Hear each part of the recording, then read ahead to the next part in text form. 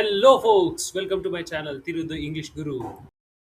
Let's dive right into this explainer and crack open a seriously brilliant structural trick that Robin Klein uses to capture the whole struggle for teenage identity. We're going to be looking at her widely studied poem, Amanda, and breaking down exactly how it ticks.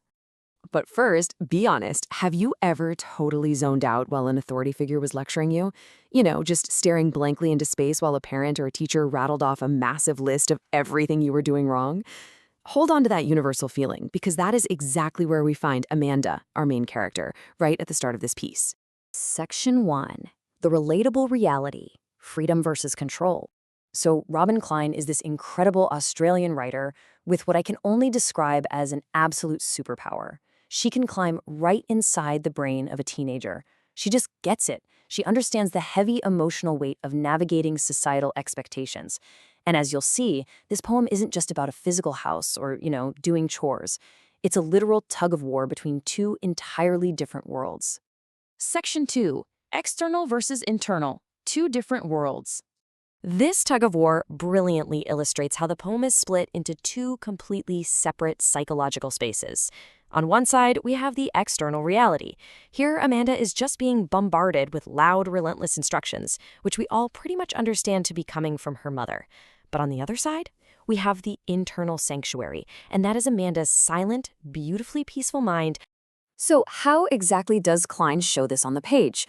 Well, consider the humble parentheses.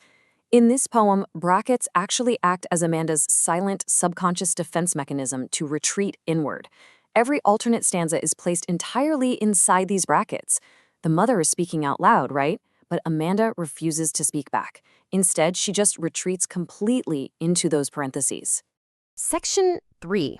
Pendulum of imagination, reality versus fantasy. The whole poem functions exactly like a pendulum, swinging wildly back and forth between harsh reality and vivid imagination. It kicks off in stanza 1 with the mother nagging about physical posture and bad habits. Don't bite your nails, Amanda. Sit up straight. It's sharp, it's direct, and honestly, it's exhausting. But then, stanza 2 instantly shifts into those brackets.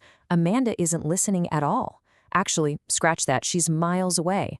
She is imagining herself as a mermaid, drifting blissfully in a languid emerald sea. Just absolute peace and quiet. And then, snap back to reality in stanza 3, the chores. Did you finish your homework? Did you clean your room? The pendulum swings aggressively back to this absolute bombardment of external demands. Now, the really crucial point here is how Amanda responds in stanza 4. She goes back into the brackets, but this time, she imagines being an orphan. Now, you might be wondering, why on earth would a child want to be an orphan? Well, to Amanda, an orphan represents total unchecked autonomy. No parents, no rules. She imagines just walking barefoot in the dust, telling herself, silence is golden, freedom is sweet. Section 4.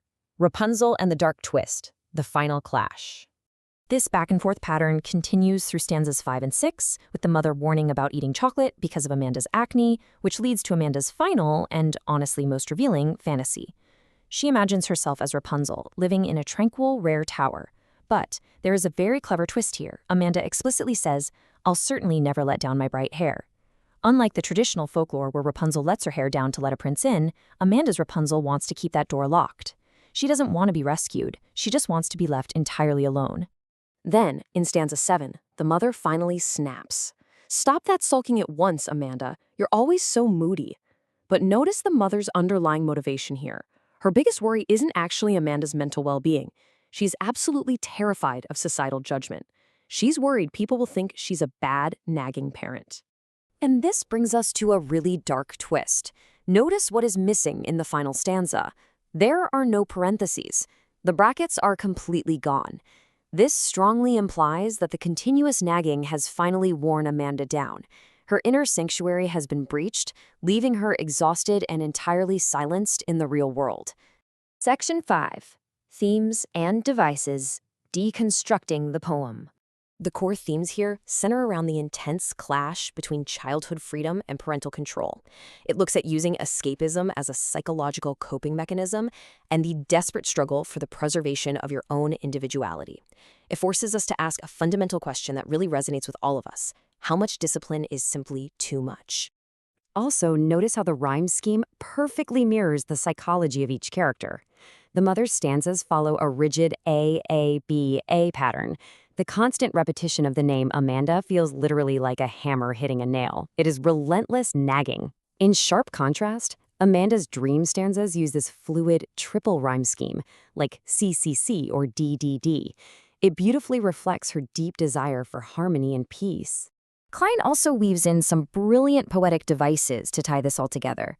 We have the metaphor, silence is golden, freedom is sweet. We have alliteration, like stop that slouching and sit up straight, where that repeating S sound literally mimics a sharp, hissing command. And of course, the allusions to those classic fairy tales like the mermaid and Rapunzel. Section 6. Real-life application. Lessons to learn. So you might ask yourself, do Amanda's imaginary escapes show that she's just giving up? Not at all.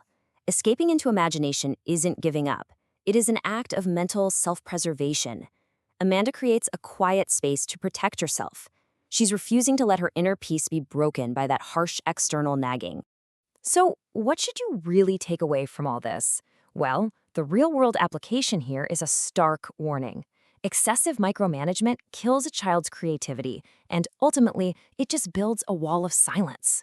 It highlights the absolutely vital need for empathy and open, two-way communication between parents and teenagers. Which leaves us with this final thought. As you navigate the rules of the world, how do you balance societal expectations with the preservation of your own internal sanctuary?